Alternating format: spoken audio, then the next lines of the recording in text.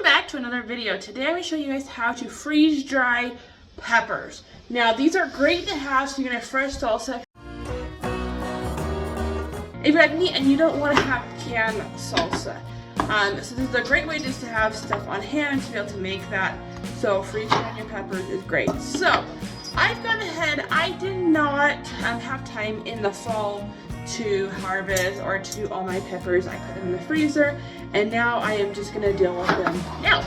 So super simple. I wash a little bit of water once they're frozen, but if you're using fresh you don't need to do that. Just make sure they're washed, and then I just slice them in half, walk out the top, slice them in half, take the seeds out, and then we'll put them onto our pan. So I'm going to do that with all of my peppers. It doesn't need to be anything crazy cutting. If you're working with like jalapenos or spicier peppers, make sure you wear gloves so you do not hurt your hands. Alright, so I've been cutting up my peppers. I have a medium freeze dryer, so I'm just filling them up. They don't have to be like super thin. They can be sticking up at spots.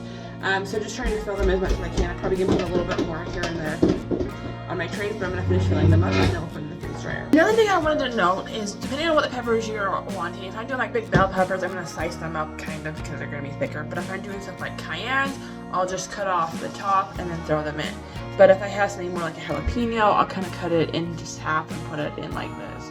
I also like to keep with the seeds of some of these like jalapenos because I'm going to just throw them into my salsa and I want that spiciness.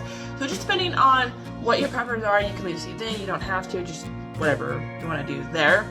So yeah, there's just a couple tips. Okay, so we have the peppers in our freeze dryer now. I'm going to shut the lid. I'm going to close up the valve. Now I let these refreeze overnight because they were kind of getting soft and I just didn't want to throw them in. I tried to do it yesterday. So normally if they were not frozen, I would come here to customize.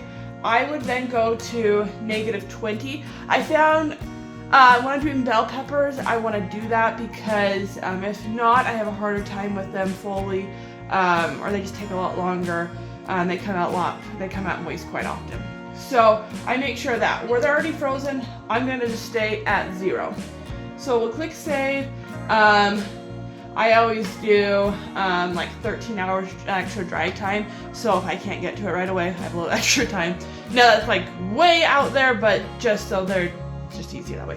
So everything's set, have my peppers in here, everything's sealed up, we'll push start, and then go from there. Alright, so they are all done. You want to just have a nice good snap. Just double check that there's no like soft spots on the bottom. That's when I've had a few different issues in the past.